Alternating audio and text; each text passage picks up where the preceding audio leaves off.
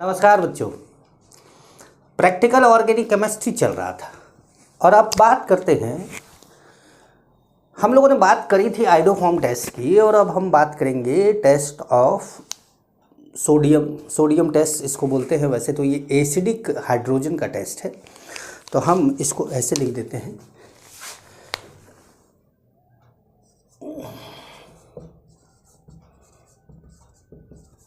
Acidic hydrogen,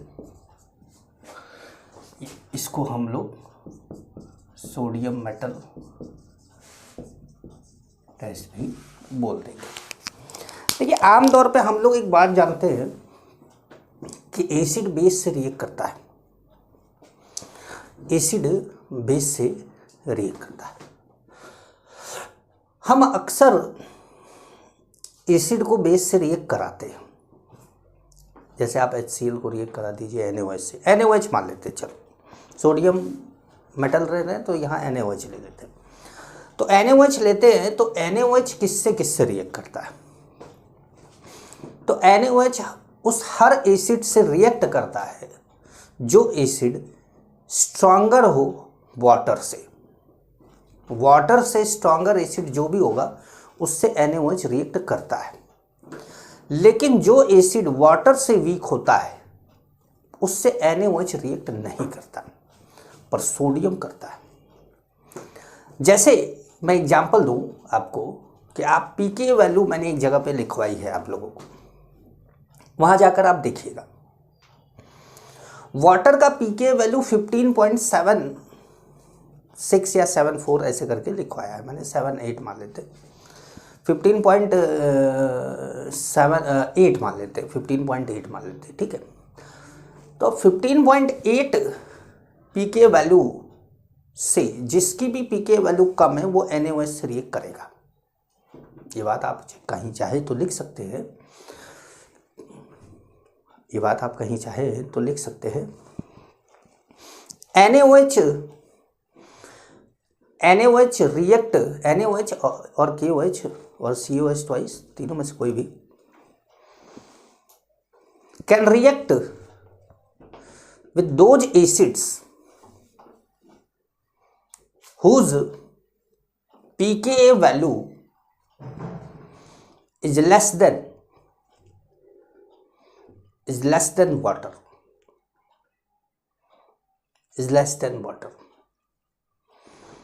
but cannot react with those acids whose pK value is more than water. NaOH उससे react नहीं करता जिसकी pK value water से ज़्यादा है, उससे रिएक्ट करता है जिसकी pK वैल्यू वाटर से कम है। अब ये बात आपको pK वैल्यू वहाँ पर चेक करके पता चल जाएगा। अब जैसे मैं एक एग्जांपल लेकर बताता हूँ। मीथेनॉल जो होता है CH3OH, उसका pK वैल्यू होता है 15.2, वो वाटर से कम है, NaOH से रिएक्ट करता है। और इथेनॉल है, उसका pK वैल्यू 16 होता है, वो वाटर से ज़्यादा है, वो NaOH से रिएक्ट नहीं करता। Acetylene CH triple bond CH, उसकी pK वैल्यू वाटर से ज़्यादा है, 25 है, वो भी NaOH से रिएक्ट नहीं करता। लेकिन ये सब सोडियम से रिएक्ट करते हैं। मतलब किसी के पास भी एसिडिक हाइड्रोजन है, compound with acidic hydrogen can react with sodium metal and produce hydrogen gas. तो कंपाउंड, कोई भी compound with acidic hydrogen plus sodium metal क्या करेगा? H2 गैस प्रोड्यूस करेगा। कोई भी सोडियम मेटल, अब ऐसा नहीं कि सोडियम मेटल ही यहाँ पर हो, यहाँ पर पोटेशियम मेटल भी ले सकते हैं आप। नहीं, वैसे सोडियम मेटल टेस्ट लिखा हुआ है तो वो सोडियम हम ले रहे हैं, लेकिन पोटेशियम मेटल भी आप ले सकते हैं। तो ऐसा कोई भी कंपाउंड, जैसे कोई हो जिसके पास OH हो, कोई हो जिसके पास COOH हो, कोई हो जिसके पास SO3H हो, कोई हो जिसके पास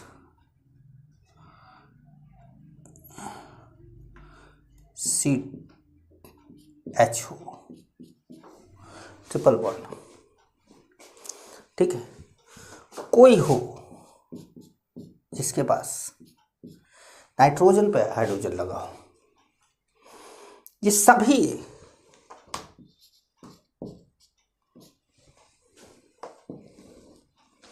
react with an metal and produce hydrogen gas. ये सब के सब सोडियम मेटल से रिएक्ट करते हैं, हाइड्रोजन गैस देते हैं। मतलब आप यहां पर चाहे जिसको ले लें, अब OH आपके पास है तो आप जैसे ROH ले लीजिए, RCOOH ले लीजिए। अच्छा, यहाँ पर एक चीज़ मैंने नहीं लिखी, जो कि मैं लिख नहीं पा रहा था, लेकिन वो मैं यहाँ दिखा देता हूँ आपको। RSO3H ले लीजिए, RC ट्रिपल बॉन्ड CH ले लीजिए, RNH2 ले लीजिए, R2NH ले लीजिए। मतलब H होना चाहिए भैया ना, जैसे RSH ले लीजिए। अब यहाँ पर एक चीज़ और दिखाने वाले, जैसे CH2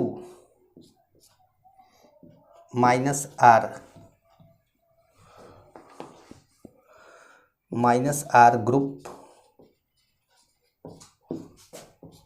CH2 -R ग्रुप। ये चीज़ मैंने यहाँ नहीं दिखाई है, लेकिन ये एक्टिव मेथाइलिन है, ये भी क्या करेगा, रिएक्ट करेगा।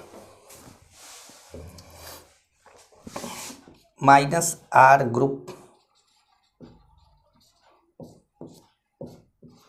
CH3, ये एक्टिव मेथाइल है, ये भी रिएक्ट करेगा। मतलब ऐसा कोई भी स्पीसीज जो एसिडिक हाइड्रोजन देता है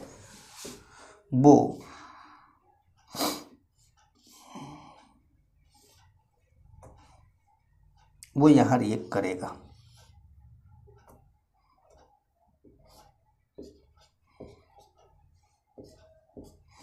वो यहाँ रिएक्ट करेगा।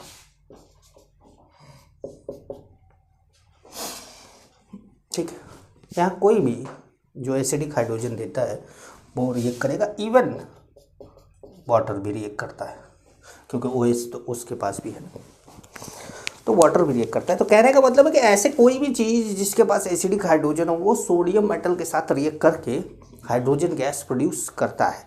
तो ये कुछ, जैसे ये तो पक्का है कि ये चीज़ें आपको पता है, यहाँ पे लिख दी, लेकिन इनको याद रखिएगा। ये एक्टिव मिथाइलिन ग्रुप है, ये एक्टिव मिथाइल ग्रुप है, ये भी एसिडिक था, याद है आपको। ये HCN एसिड होता ही है, वाटर एसिड की तरह ट्रीट करते हैं इसको। ठीक है, तो अब बात करते हैं कार्बोक्सिलिक एसिड के टेस्ट की, स्पेशली कार्बोक्सिलिक एसिड के टेस्ट की। अभी तो हमने एसिडिक हाइड्रोजन का टेस्ट देखा।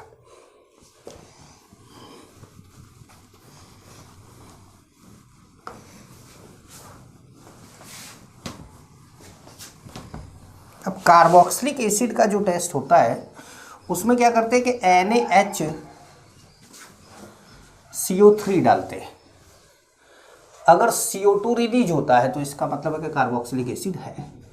लेकिन उसके कुछ एक्सेप्शन भी है भाई, है ना, उसके कुछ एक्सेप्शन भी है, वो मैंने आप लोगों को बताए थे।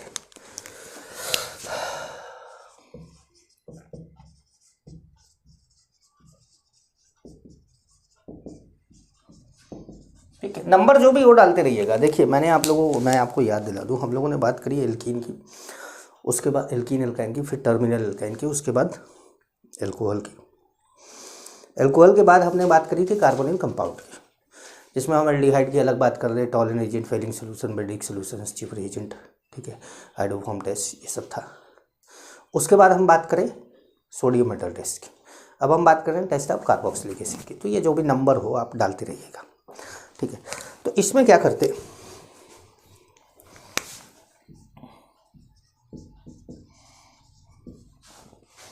यहाँ पर क्या करते हैं कि जैसे RCOOH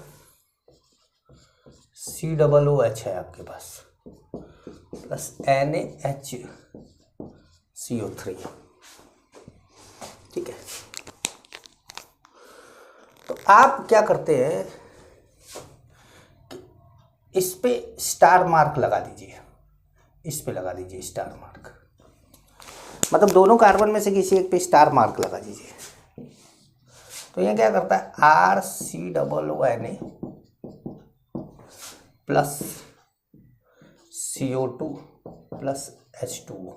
तो अब ये जो CO2 है वो कहाँ से आया है, ये कार्बन जो है ये वाला है या ये वाला है, तो ये क्लियर कर लीजिएगा कि ये कार्बन ये वाला, ठीक है। बाकी आप लोग NaCO3 के बारे में जानते हैं कि वो कुछ एक्सेप्शन भी है, जैसे कि पैरानाइट्रोफिनॉल भी इससे साथ रिएक्ट करता है, और बाकी जो भी स्ट्रॉन्गर एसिड है कंपेयर टू कार्बोक्सिलिक एसिड वो सब तो इससे रिएक्ट करते ही हैं।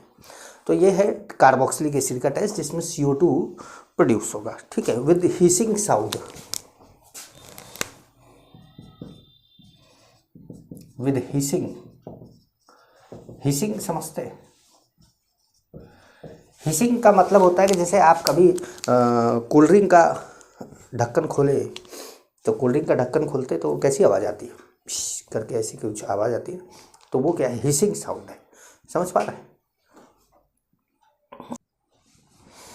अब जैसे बात करें कि हम यही बात कर लेते हैं,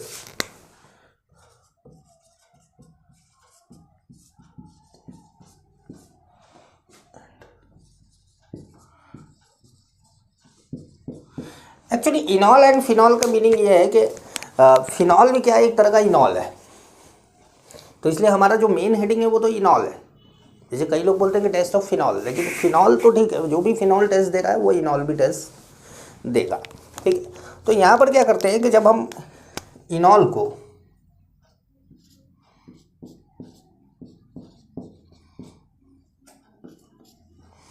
ये इनॉल है, इसको जब हम FeCl3 सॉल्यूशन से रिएक्ट कराते हैं तो वायलेट कलर देता है। इवन फिनॉल से भी जब हम रिएक्ट कराते हैं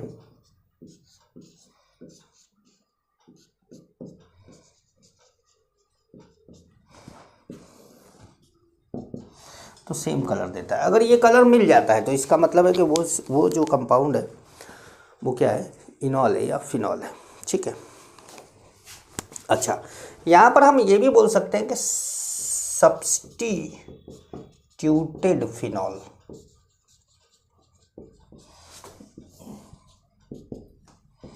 मीनिंग सब्स्टिट्यूटेड फिनॉल का मतलब है कि अगर फिनॉल के ऊपर कुछ ऑर्थो पैरा मेटा पे कोई ग्रुप भी लगा हो तो भी ये टेस्ट देगा वो, क्योंकि फिनॉल तो होगा ना, कम से कम OH तो होगा उसके ऊपर, तो सब्स्टिट्यूटेड फिनॉल है तो वो भी टेस्ट देगा ये, ठीक है। तो अब सब्स्टिट्यूटेड फिनॉल टेस्ट देगा, लेकिन जैसे अगर इसी फिनॉल को इसके साथ रिएक्ट करा दो टेस्ट नहीं देगा। क्यों? क्योंकि ये काफ़ी वीक एसिड है, जिसका pK वैल्यू 10 होता है, ये काफ़ी वीक एसिड है। तो NaCO3 मैंने बोला था कि H2CO3 से जो स्ट्रॉन्गर एसिड होगा वही रिएक्ट करता है, एक्सेप्शन में पैरानाइट्रोफिनॉल है। H2CO3 से स्ट्रॉन्गर एसिड जो होगा वो रिएक्ट करेगा, CO2 प्रोड्यूस करेगा, लेकिन वो CO2 निकलता कहाँ से, NaCO3 से, मतलब जो भी CO2 निकलता है वो NaCO3। अब जैसे अगर मान लीजिए कि RSO3H भी यहाँ पे रिएक्ट करता तो भी रिएक्शन में CO2 ही निकलता, SO3 या SO2 नहीं निकलता, ठीक है। तो ये था किसका, इनॉल का टेस्ट या फिनॉल का टेस्ट। अब बात करते हैं एस्टर के टेस्ट की। एस्टर जो होता है वो फ्रूटी स्मेल का होता है। फ्रूटी स्मेल का मतलब फल जैसी सुगंध, वो मैंगो फ्रूटी वाला फ्रूटी हम नहीं बोल रहे हैं यहाँ पर, मतलब हाँ वो भी बोल सकते हैं कि फ्रूटी स्मेल तो उसका भी आ सकता है, लेकिन हमारा कहने का मतलब वो नहीं है। जैसे आप बोले कोलिगेटिव प्रॉपर्टी, तो हम आप कोलगेट की बात कर रहे हैं, ऐसा नहीं। तो एस्टर के टेस्ट,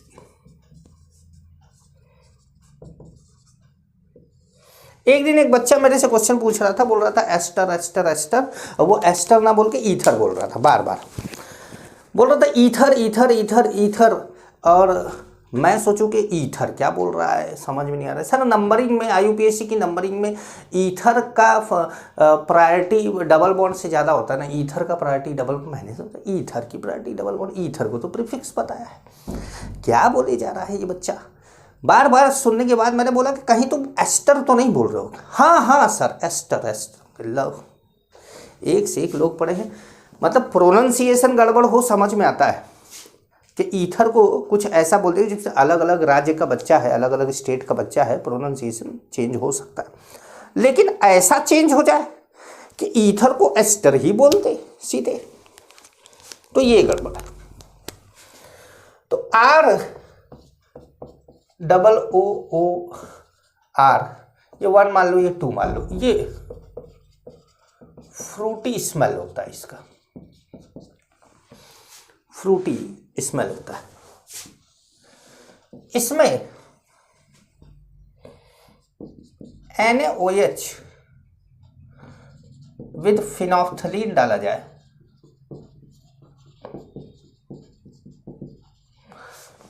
विद फिनोल्फ्थलीन जा रहा है, जो फिनोल्फ्थलीन का कलर जो होता है वो पिंक कलर का होता है।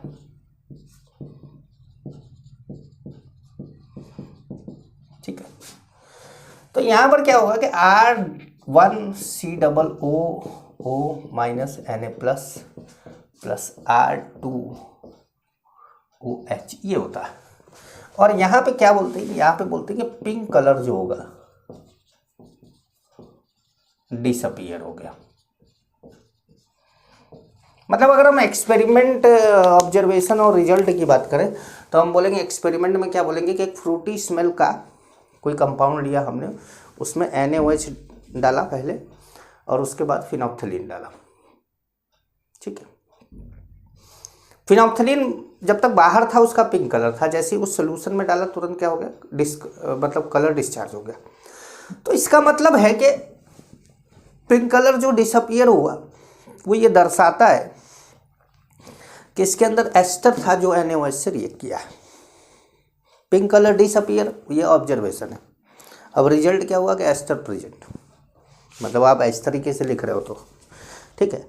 अब बात करते हैं एमीन के टेस्ट की। छोटा छोटा सा टेस्ट है, जैसे स्टार्टिंग में हम लोगों ने बहुत बड़े बड़े लिखे कि भाई लुकास टेस्ट और हमारा जो है विक्टर मेयर टेस्ट, उसके बाद हम कार्बोनिल पे पहुंचे तो कार्बोनिल पे तो हमने पूरी कहानी ही लिख डाली, 1 घंटे का लेक्चर ही बन गया हमारा कार्बोनिल पे। लेकिन अब उतना नहीं है। एमीन,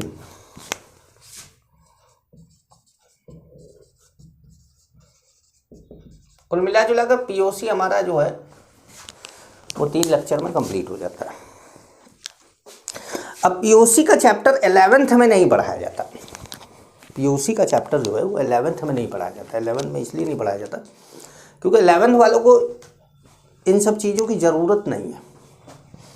इसको 12th या 12th बाद वाले जो बच्चे हैं उन्हीं को पढ़ाया जाता है। एमीन, अब जैसे आपके पास सबसे पहले आप बात करें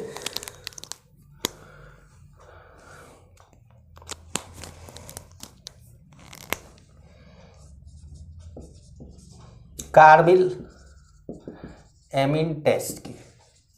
ये कार्बिल एमीन टेस्ट जो होता है वो टेस्ट ऑफ प्राइमरी एमीन होता है। कार्बिल एमीन टेस्ट जो होता है वो टेस्ट ऑफ प्राइमरी एमीन होता है। इसको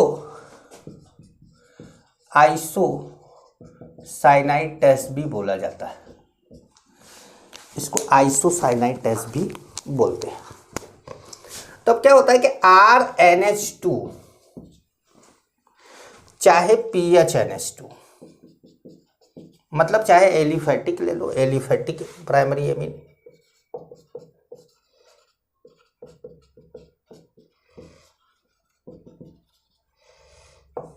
चाहे एरोमेटिक प्राइमरी एमीन, दोनों में से कोई भी ले लो, दोनों रिएक्शन देते हैं। इसको जब हम CHCl3 प्लस KOH के साथ, CHCl3 प्लस KOH के साथ रिएक्ट कराते हैं तो ये बनाता है N C, PH N C, ये आइसोसाइनाइड है, ये भी एल्काइल आइसोसाइनाइड, फिनाइल आइसोसाइनाइड, ठीक है। ये जो है ना, ये वेरी बैड स्मेल होती है इसकी, वेरी बैड स्मेल होती है। अगर आइसोसाइनाइड टेस्ट आपने कभी लैब में किया हो तो आपको लगेगा आप रह नहीं पाएंगे वहाँ पर, इतना बुरा लगता है। जैसे कि आप कभी कहाँ से निकले, कभी आप ऐसी जगह से निकलिए जहाँ पे लेदर का काम होता हो, लेदर के मतलब लेदर इंडस्ट्री से निकले आप, तो इस तरह की बैड स्मेलिंग आती है। स्लाटर हाउस बोलते हैं ना जिसको, जहाँ पर वो काटे जाते हैं, जानवर काटे जाते हैं, उसको वहाँ पर भी कुछ इसी तरह की स्मेल आती है, वेरी बैड स्मेल। हाँ, ये नहीं कह रहा हूँ कि यही स्मेल वहाँ आती है, लेकिन ये स्मेल अब कैसी है, कब कैसे बताऊँ कि कैसी है, मतलब है बैड है, समझ पाए। तो ये प्राइमरी एमीन का क्या है, टेस्ट है, वेरी बैड स्मेलिंग, ठीक है। दूसरा हम बात करते हैं कि ये कार्बिल एमीन टेस्ट था, ये प्राइमरी एमीन के लिए ही था स्पेशली। एक टेस्ट होता है जिसमें हम NaNO2HCl लेते हैं, एक टेस्ट होता है जिसमें हम NaNO2 और HCl लेते हैं।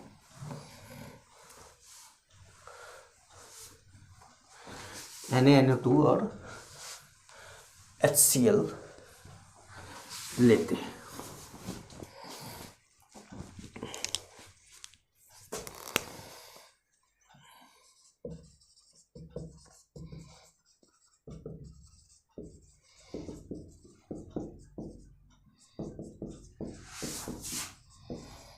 एमीन का टेस्ट क्या करना है, NaNO2 एंड HCl के साथ आपको कराना है। तो पहले मैं आपको बता दूं, देखिए ये जो NaNO2 प्लस HCl होता है ना, ये बनाता है HON double bond O plus NaCl। ये क्या बना, इन सीटू, इसका नाम नहीं है इन सीटू, मतलब जिस जगह पे ज़रूरत है उसी जगह पे किसी चीज़ को बनाया जाए तो उसको बोला जाता है इन सीटू। जैसे मैंने आप लोगों को बताया था ना एक दिन कि जहाँ पानी की ज़रूरत है आपने कुआं खोद दिया, कहा पानी तो मैं कुआं खोद के ही पीऊँगा, तो वो क्या हो गया, इन सीटू हो गया, है ना। तो अब इसमें अलग अलग, जैसे सबसे पहले बात करें प्राइमरी एमीन की, प्राइमरी एमीन। अब प्राइमरी एमीन में दो, एलिफैटिक प्राइमरी एमीन। तो एलिफैटिक प्राइमरी एमीन अलग टेस्ट देता है, एरोमेटिक प्राइमरी एमीन अलग टेस्ट देता है। इसमें क्या होता है कि RNH2 को जब आप NaNO2 प्लस HCl से रिएक्ट कराते हैं तो ये बनाता है RN2 प्लस Cl माइनस, लेकिन ये क्या रहता है, अनस्टेबल रहता है। NaNO2 HCl को जब आप रिएक्ट कर, अच्छा एक बात और बता दें आपको कि यहाँ पर NaNO2 एक्वस है और HCl भी एक्वस है, ठीक है, मतलब पानी है इसके अंदर। अब पानी इससे रिएक्ट करके बना लेता है ROH plus N2 gas plus HCl, ठीक है।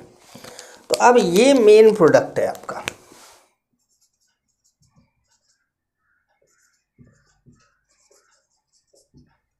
मेन प्रोडक्ट कौन, एल्कोहल। जब आपसे बोले कि aliphatic primary amine NaNO2 plus HCl से ट्रीट कराया जाए तो क्या बनेगा, तो आप बोलेंगे एल्कोहल बनेगा, जो भी R होगा। R अगर कुछ भी है, मतलब इथाइल ग्रुप है तो इथाइल पे OH लगा दो, मिथाइल है तो मिथाइल पे OH, जो भी R है उस पे OH लगा दो। लेकिन बात केवल एलिफैटिक की हो रही है। अब जैसे मान लीजिए कि यही एरोमेटिक होता है,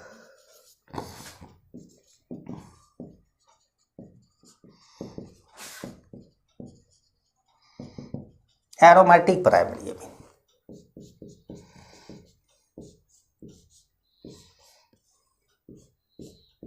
ये हो गया एरोमेटिक। अब इसकी आपने रिएक्शन कराई NaNO2 प्लस, वही एक्वस वाला मामला यहाँ पर भी है, प्लस HCl एक्वस। तो पानी की जरूरत पड़ेगी, लाओ कहाँ से भाई जब एक्वस नहीं रहेगा तो। ठीक है, अब यहां भी बनाता है ये क्या, ऐसे।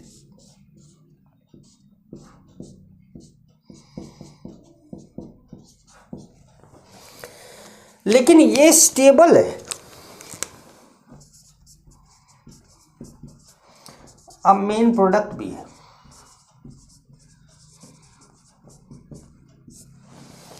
इसको बेंजीन डाइजोनियम क्लोराइड बोला जाता है। क्या है ये, बेंजीन डाइजोनियम क्लोराइड, ये बोलते हैं बेंजीन डाइजोनियम क्लोराइड, ये बोलते हैं इसको। ठीक है, तो बेंजीन डाइजोनियम क्लोराइड बनता है स्टेबल प्रोडक्ट, जबकि यहाँ पे भी डाइजोनियम सॉल्ट बना था, लेकिन कैसा था, अनस्टेबल था। तो मेन प्रोडक्ट यहाँ पे क्या था, एल्कोहल। यहाँ पे मेन प्रोडक्ट क्या है, डाइजोनियम सॉल्ट। यहाँ पे मेन प्रोडक्ट क्या है, डाइजोनियम सॉल्ट। तो प्राइमरी एमीन में aliphatic amine and aromatic amine NaNO2 HCl से अलग अलग तरीके से रिएक्ट करते हैं। ठीक है, अच्छा बात करते हैं सेकेंडरी एमीन की। बात करते हैं किसकी, सेकेंडरी एमीन की। सेकेंडरी एमीन की बात करें उससे पहले आपको एक बात बता दें कि आखिर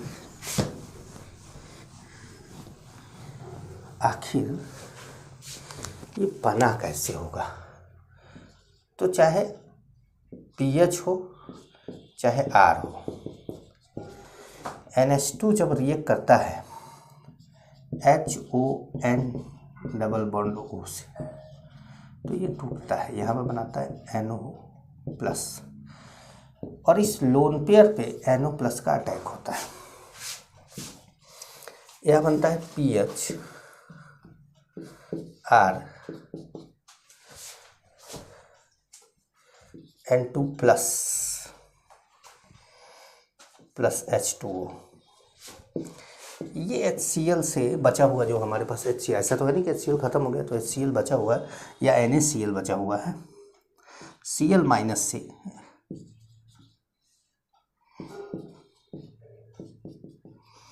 जुड़ जाता है, तो ये बनता है। मतलब ये क्यों कैसे बनता है मैं ये बता रहा हूँ। अब ये स्टेबल है कि नहीं है ये अलग चीज़ है, ये अलग केस है। भले एलिफेटिक में नहीं है, एरोमेटिक में स्टेबल है।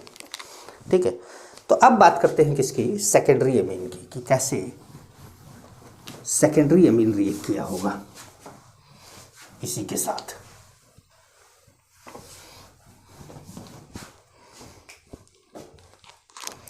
सेकेंडरी एमीन के साथ रिएक्शन, एक चीज याद आ रही है, रुकिए पहले बता दें आपको कि जब आप पीएच को, सेकेंडरी एमीन अभी रुक जाइएगा, हेडिंग मत डालिएगा। जब आप NaNO2 प्लस HCl से रिएक्ट कराए थे तो बनाया था PH N2 plus Cl minus. हाँ, इसको जब आप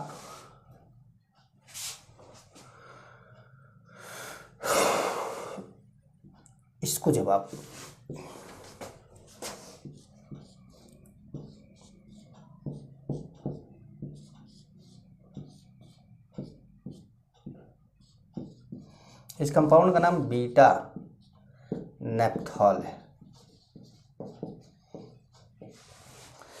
बीटा नेप्थॉल है। अब चाहे बीटा नेप्थॉल के साथ रिएक्ट करा दीजिए, चाहे फिनॉल के साथ रिएक्ट करा दीजिए, चाहे एनिलीन के साथ रिएक्ट करा दीजिए, सबके साथ सेम रिएक्शन देता है। लेकिन यहाँ पर स्पेशली टेस्ट बीटा नेप्थॉल को लिया जाता है टेस्ट के लिए। तो ये जो बीटा नेप्थॉल जब डाला जाता है तो ये क्या करता है कि ऐसे रिएक्ट करता है।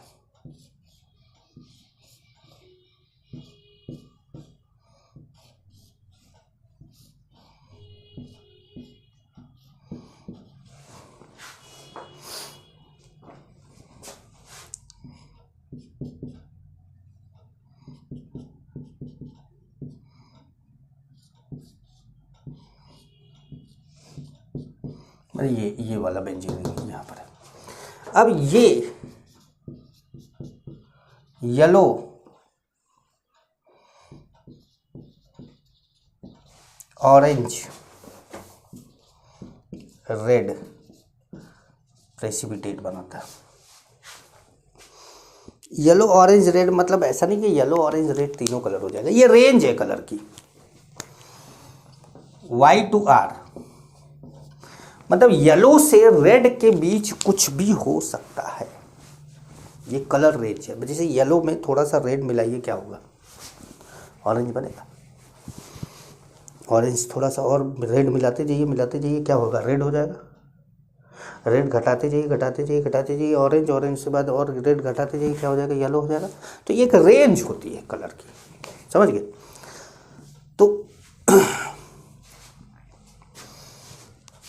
तो आप एक पॉइंट यहां लिख लीजिएगा,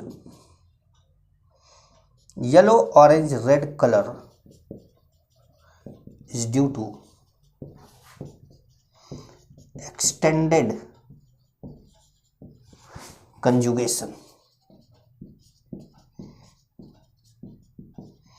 एक्सटेंडेड कंजुगेशन का मतलब यहां से रेजोनेंस चला, यहां पहुंचा, यहां से यहां पहुंचा, तो मतलब रेजोनेंस क्या हो गया, बढ़ गया।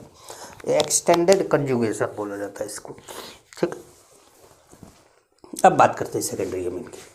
यहाँ पर मतलब हमने एलिफैटिक और एरोमेटिक एमीन तो बना दिया था, मतलब रिएक्ट तो करा दिया था, लेकिन अब वो एलिफैटिक है कि एरोमेटिक है ये क्लियर नहीं हुआ। अब जैसे आपने एलिफैटिक प्राइमरी एमीन है कि एरोमेटिक प्राइमरी एमीन है आपको नहीं पता, आपने एमीन में NaNO2HCl डाल दिया, बन गया कुछ। अब चाहे वो अल्कोहल बन गया, एलिफैटिक रहा होगा, एरोमेटिक था तो वो डाइजोनियम सॉल्ट बन गया, आपको नहीं पता। अब आपने उसमें बीटा नेप्थॉल डाला, अगर येलो ऑरेंज रेड में से कोई कलर आ गया तो इसका मतलब वो एरोमेटिक एमीन था, नहीं आया तो इसका मतलब वो एलिफैटिक एमीन था। अब आप बोलेंगे सर वो प्राइमरी एमीन था, पहले तो ये क्लियर होना चाहिए। तो प्राइमरी एमीन के लिए तो आप कार्बिल टेस्ट करा दिए ना, तो वेरी बैड स्मेलिंग आ गई। तो वेरी बैड स्मेल से आपको ये तो क्लियर हो गया ना कि प्राइमरी एमीन है, लेकिन एलिफैटिक एरोमेटिक दोनों ही वेरी बैड स्मेल है, तो एलिफैटिक एक एरोमेटिक ये तो क्लियर हो नहीं रहा। तो अब उसके लिए ये टेस्ट कराया। अब जैसे आपने सेकेंडरी एमीन ले लिया, सेकेंडरी एमीन, ठीक है। अब चाहे RNHR हो, चाहे RNPHH हो, चाहे PHNPHH हो, सेकेंडरी एमीन चाहे जो हो, मतलब चाहे एलिफैटिक हो चाहे एरोमेटिक हो, इसको जब आप रिएक्ट कराते हैं NaNO2 प्लस HCl से, तो ये बनाता है HON डबल बॉन्ड हो। अब ये OH यहां से, मतलब ये OH अब ये होगा तो ये OH इसके साथ रिएक्ट करके वाटर बना दिया, NO इसके साथ जुड़ गया या इसके साथ जुड़ गया या इसके साथ जुड़ गया, ठीक है। तो यहां पर जो बनता है वो RNO या RNPHNO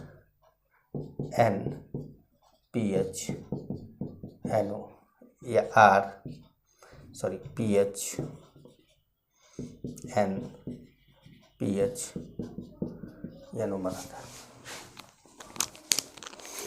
ये जो होता है ये होता है yellow oily liquid.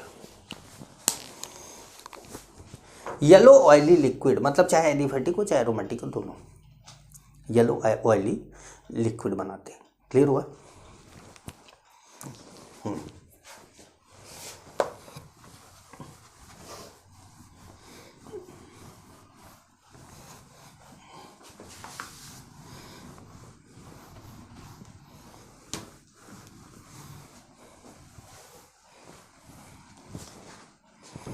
Yellow oily liquid, ठीक है। टर्सरी एमीन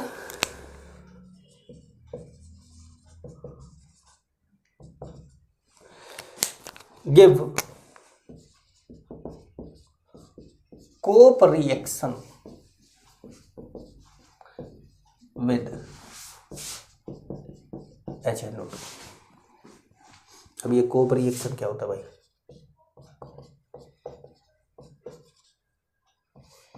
मतलब टर्सरी अमीन ले लिया, एलिफेटिक और एरोमेटिक कोई फर्क नहीं पड़ता। अब यहाँ पर आपने डाला क्या, NaNO2 प्लस HCl और इसने बनाया HON डबल बॉन्ड O, ये ऐसे टूटा, H प्लस हटा इसके ऊपर और ये बनाया R3NH प्लस NO2 माइनस। इसी को बोला जा रहा है कोप रिएक्शन। क्या बन जाता है? एक तरह का सॉल्ट बन जाता है, तो इसको बोलते हैं हम कोप रिएक्शन।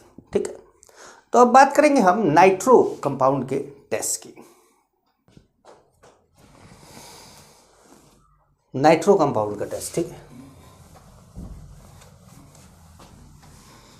नाइट्रो कंपाउंड का जब आप रिडक्शन कराते हैं तो एक सीरीज होती है रिडक्शन की, इसकी पूरी।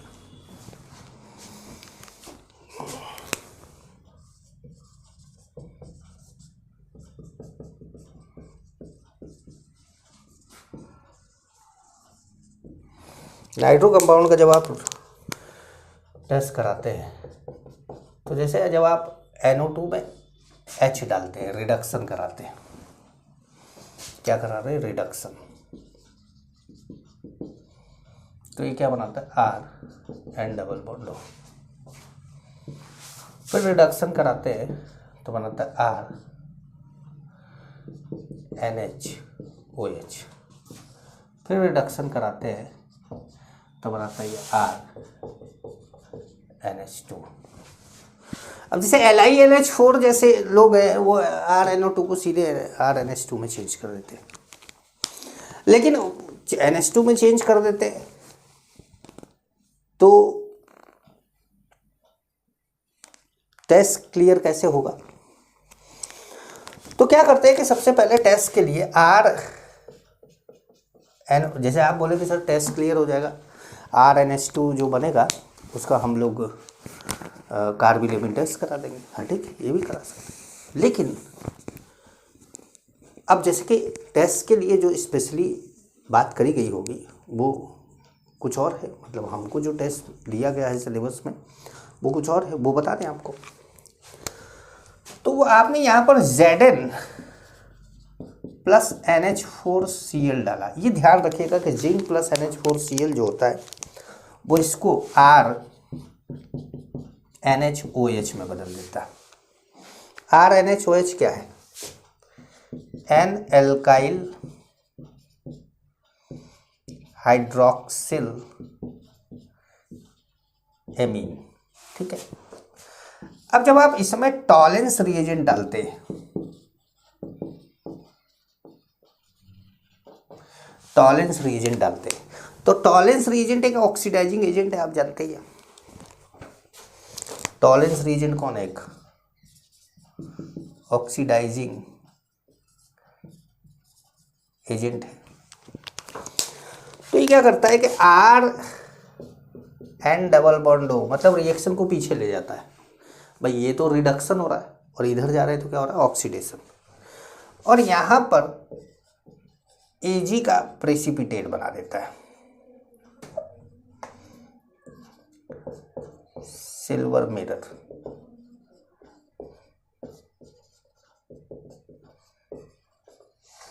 व्हाइट प्रेसिपिटेट, ब्लैक भी बोलते हैं, मैंने बोला था कि हीट करने पर व्हाइट होता है। तो एक और जबरदस्त बात आपको यहां पे पता चली, क्या? आपको ये पता चला कि RNHOH मतलब N alkyl hydroxyl amine, N alkyl hydroxyl amine जो होता है वो टॉलेंट रीजेंट से सिल्वर मिरर टेस्ट देता है। बहुत ज़बरदस्त बात पता चली, क्योंकि आप जानते थे कि टॉलेंट रीजेंट से टेस्ट कौन देता है? All aldehyde alpha hydroxy ketone and hemi acetal. लेकिन एक और चीज़ आई, एन एल्काइल हाइड्रोक्सिल एमीन। तो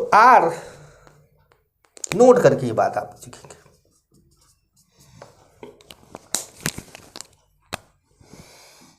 RNHOH और PHNHOH also give silver mirror test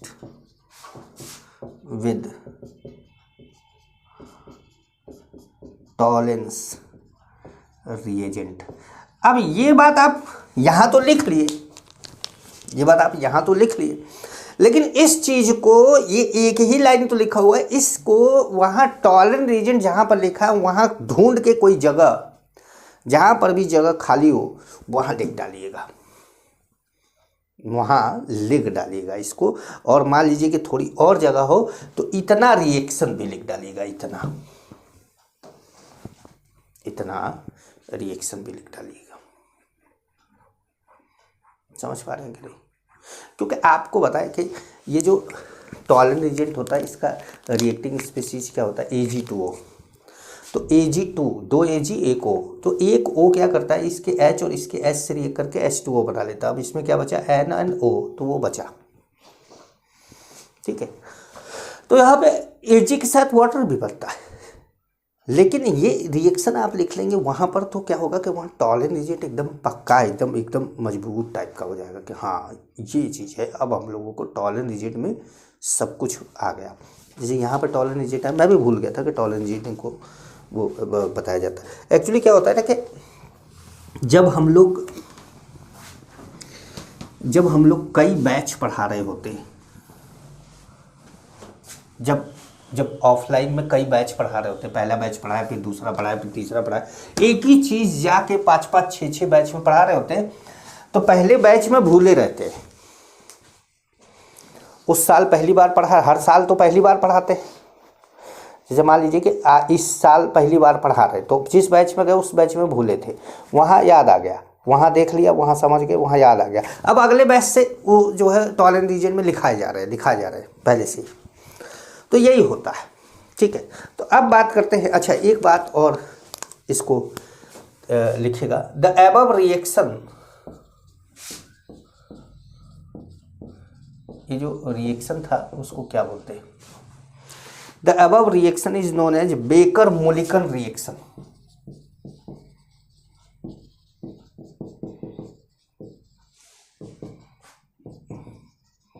बेकर-मोलिकन test भी बोल सकते हैं,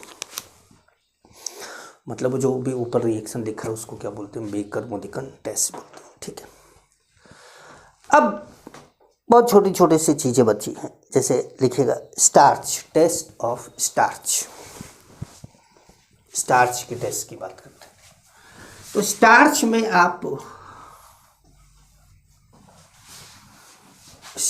आप I2 सॉल्यूशन डालते हैं, स्टार्च का टेस्ट लिख लीजिएगा।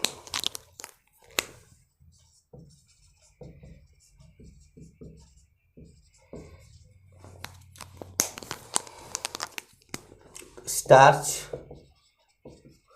प्लस I2 सॉल्यूशन, तो यहाँ क्या होता है, ब्लू कलर मिलता है। ये बात आप लोगों को क्लास 10 में फोटोसिंथेसिस में भी बताया जाता है, लेकिन मैं आपको यहाँ बता दे रहा हूँ, ठीक है। Amino acid,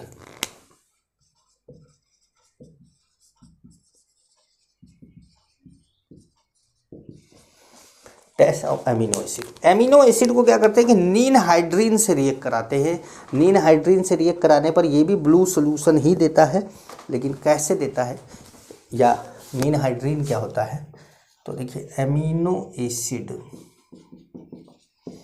plus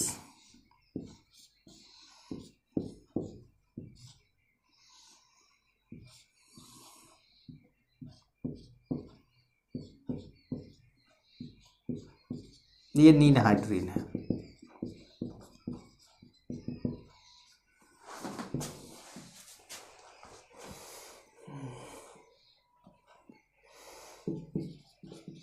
blue solution, blue solution दे देता है। ब्लू सोल्यूशन देता है। अब इसको नीन हाइड्रीन, ये नीन हाइड्रीन रट्टा मान लीजिएगा इसको, तो ये अमीनो एसिड का टेस्ट, ठीक है।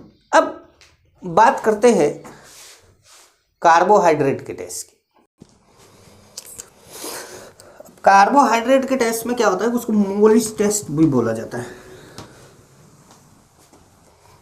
कार्बोहाइड्रेट का टेस्ट,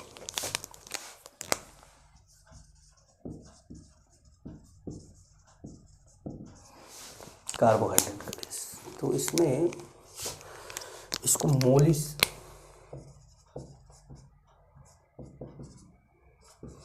टेस्ट भी बोलते हैं। ठीक है, इसमें क्या होता है कि जैसे आपने कोई कार्बोहाइड्रेट ले लिया, मानिए आपने ग्लूकोज ही ले लिया, तो यहाँ पर क्या होता है कि alpha नेप्थॉल plus in ethanol second concentrated H2SO4 drop by drop, ठीक है, पर्पल कलर देता है।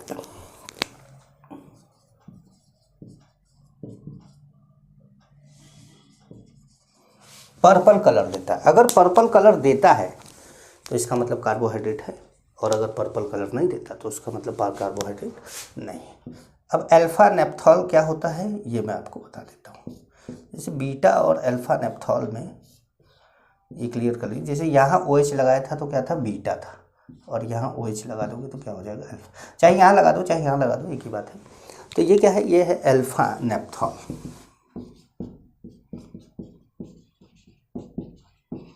ठीक है, ये है अल्फा नेप्थॉल, ठीक है। तो अब बात करेंगे हम लेसाने टेस्ट की। लेसाने, देखिए भाई, बोर्ड पे आप लोगों को दिख रहा है, मैं बोर्ड के सामने से हट गया हूँ, पूरा मैंने कॉलम बना दिया है ताकि आप वीडियो को पॉज करके इसको पूरा लिख सकें, क्योंकि मैं बोर्ड के सामने रहूँगा तो कहीं ना कहीं लिखे हुए के सामने रहूँगा। तो इस समय आप वीडियो पॉज करके लिख लीजिए, और अब मैं इसके सामने जा रहा हूँ आपको समझाने के लिए, ठीक है। देखिए लेसाने टेस्ट, लेसाने टेस्ट है, किसका टेस्ट है, नाइट्रोजन, देखिए है तो ऑर्गेनिक कंपाउंड। पहली बात तो ये क्लियर कर लीजिए कि compound with organic compound, organic compound with nitrogen, भाई ऑर्गेनिक लिख लीजिएगा यहाँ पे, organic compound with nitrogen sulphur, इनमें से कोई एक, ऐसा नहीं कि सब, नाइट्रोजन या 2 या 3, जो भी अलग अलग टेस्ट कराना पड़ेगा आपको, nitrogen sulphur chlorine bromine iodine, ठीक है। इस कंपाउंड को सबसे पहले सोडियम मेटल के साथ, इस ऑर्गेनिक कंपाउंड को सबसे पहले सोडियम मेटल के साथ हीट करते हैं, रेड हॉट हीट करते हैं, तो एक एक्सट्रैक्ट बनता है, लेसाने मिक्सचर या लेसाने सॉल्यूशन बोल दिया जाता है उसको। अब इसके अंदर अगर नाइट्रोजन है तो वो लेसाने मिक्सचर में NaCN के फॉर्म बन जाता है, NaCN बन जाता है। अगर इसके अंदर सल्फर है तो वो Na2S बन जाता है, अगर इसके अंदर क्लोरीन है तो वो NaCl, ब्रोमीन है तो NaBr, और आयोडीन है तो Na बन जाता है।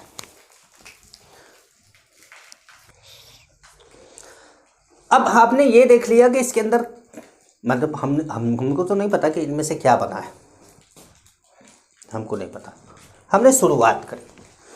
सबसे पहले इसमें से थोड़ा सा अपने एक्सट्रैक्ट, लेसाने सॉल्यूशन बोल दीजिए, लेसाने एक्सट्रैक्ट बोल दीजिए, मिक्सचर बोल दीजिए, LS का मतलब लेसाने सॉल्यूशन मैंने लिखा है। इसको FeSO4, ये एक्वस होता है,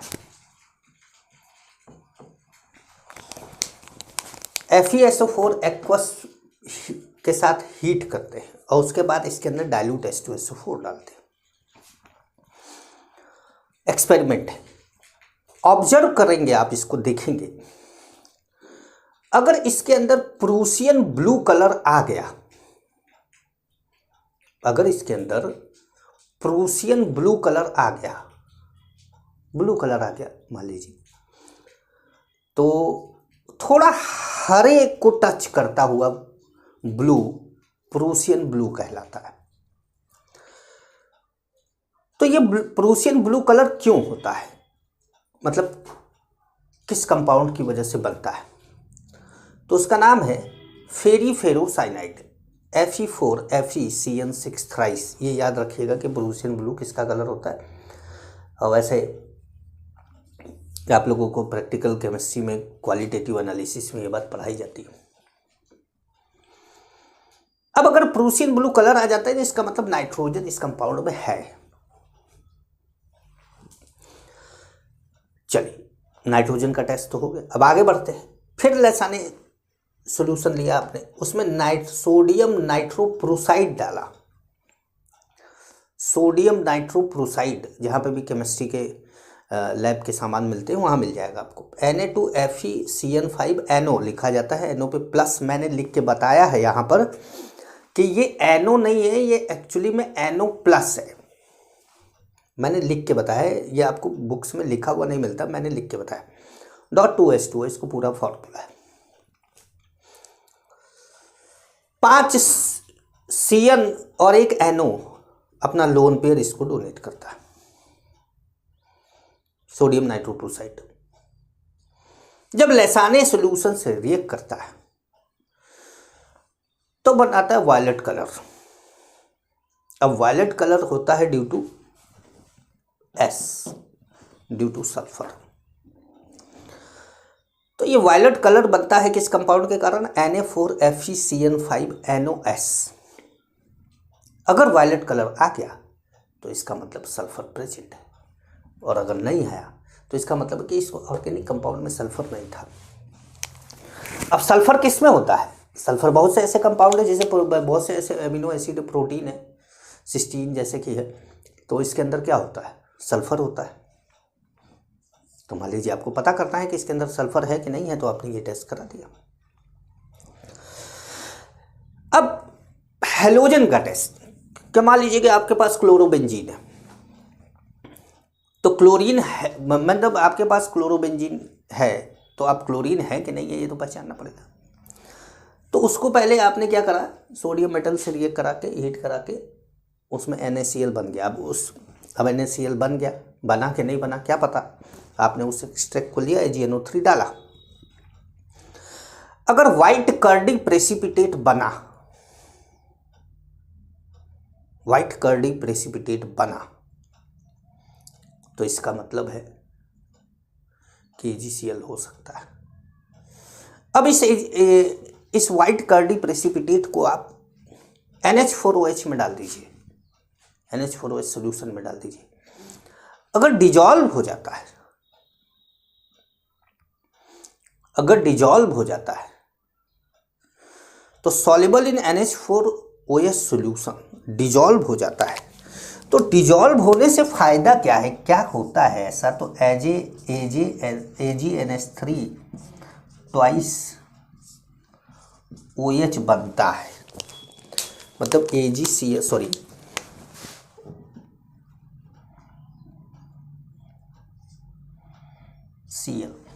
बनता है, तो माना जाता है कि डिजॉल्व हो गया। अब यही चीज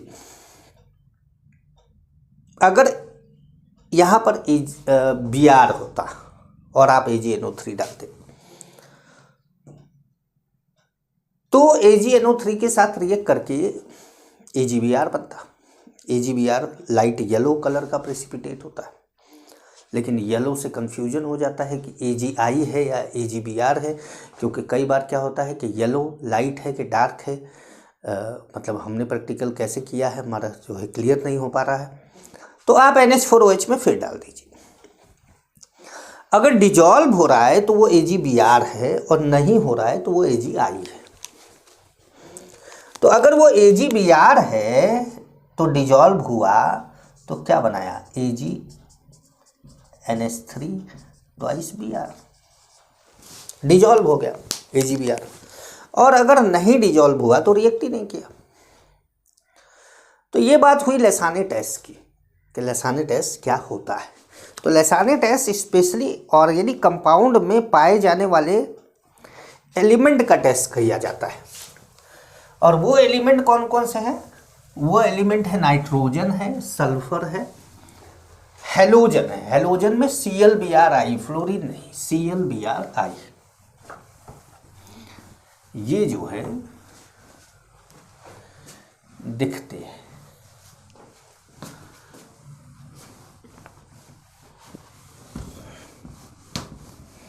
तो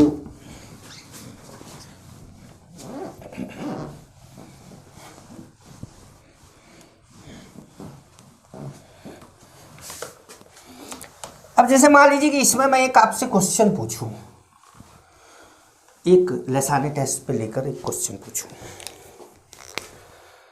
बोलूं विच ऑफ द फॉलोइंग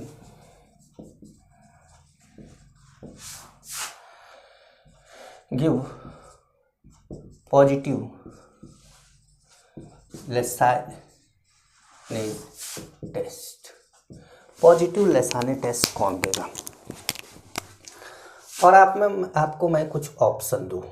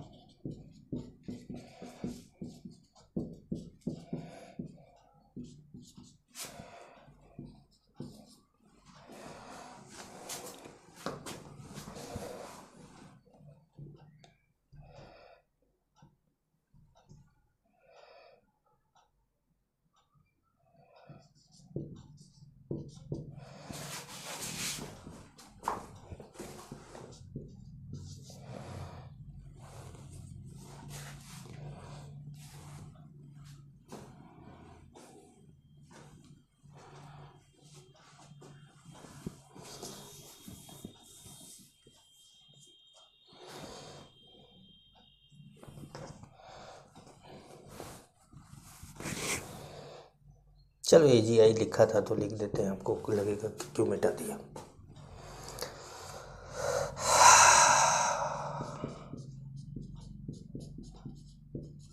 ठीक,